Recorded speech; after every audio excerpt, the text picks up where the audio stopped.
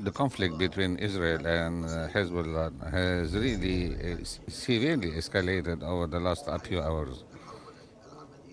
Today, the frictions have become full-sized military military confrontation, and previously there were the pages that had been used as explosive devices, and this has obviously caused massive damage among Hezbollah warriors. But then the infrastructure role came, and the infrastructure started to suffer from severe attacks. But today, I can say that things have taken a serious downturn, and I must say that many of these downturns have been through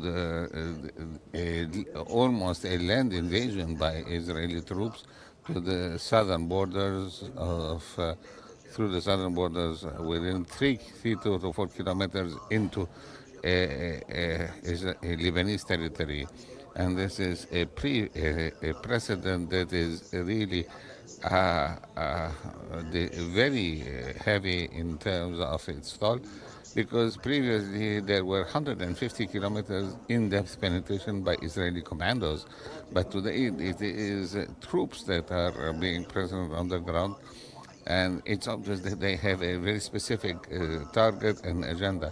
And Hezbollah has been denying any wrongdoing, but it's obvious that this is, as I can say, a really a very serious downturn in the situation, and I can almost call it a reversal in the role of Israel from self-defense to a frank aggressor. And this is probably an extension of the genocide that I can see that I have seen elsewhere and the conflict does not seem to come to an end. On the contrary, things have been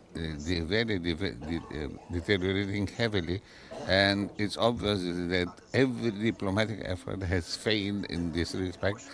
And between Tel Aviv and Washington, I don't see any improvement on that axis in terms of diplomatic intervention. And obviously, the vision of the U.S. administration is about to change. I really don't know, but I can say that President Nabil Berri is severely worried by the current situation. It is truly a very concerning situation and a concerning change in the stance between being in self-defense and turning into an aggressor. And Yes. it's obvious that the Lebanese position has not changed. On the contrary, the situation Yes. has strongly changed on the Israeli side. Indeed, And maybe, indeed. Your Excellency, if I may ask you here, furthermore, Netanyahu has recently visited the Lebanese border. From your point of view, what impact does this visit have or will have on the course of this conflict?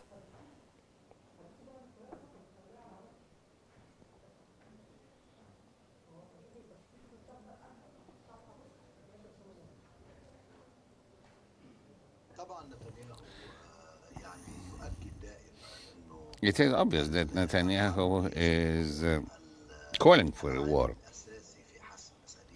It is obvious that if Israel is talking about security, it is talking in parallel with staging a full-sized war, and this is happening. Obviously, the target is to destroy the attacking power and of Hezbollah, but it's really a very fe- ferocious war that is bringing really Hezbollah on the verge, on the brink of a full-size war that it is probably trying to avoid. So the military choice remains now the only option now, and and I don't think that any diplomatic and efforts would come up with anything positive. It hasn't in Gaza, nor I think will it happen in Lebanon. The violence is really becoming stronger.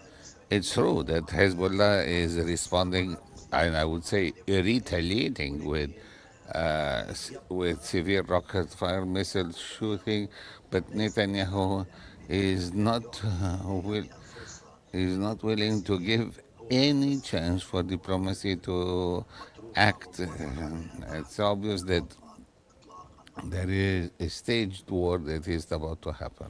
Yes, if I may ask you here, how do you think Hezbollah would expand, or really do you expect Hezbollah to expand its attacks in the coming period?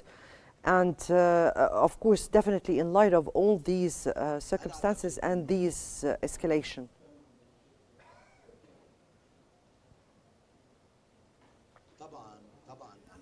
It goes without saying, you cannot have someone stepping on your toes without responding. There is Hezbollah is in a very close, is maintaining close ties with Iran and with Khamenei, and today the front between Israel and Lebanon is nothing but really a war between Israel and Iran, but with a hidden facade behind the facade. And behind the scene is also the U.S. And I believe that this is a frank violation of the sovereignty of Lebanon, because we are talking of a trans-border attack, and trans-border attack that is really escalating and escalating fast. This is really troublesome, and and I'm sure that unfortunately that it is Lebanon that is paying the high price of this invasion, and I don't think that Hezbollah would be willing to broaden the conflict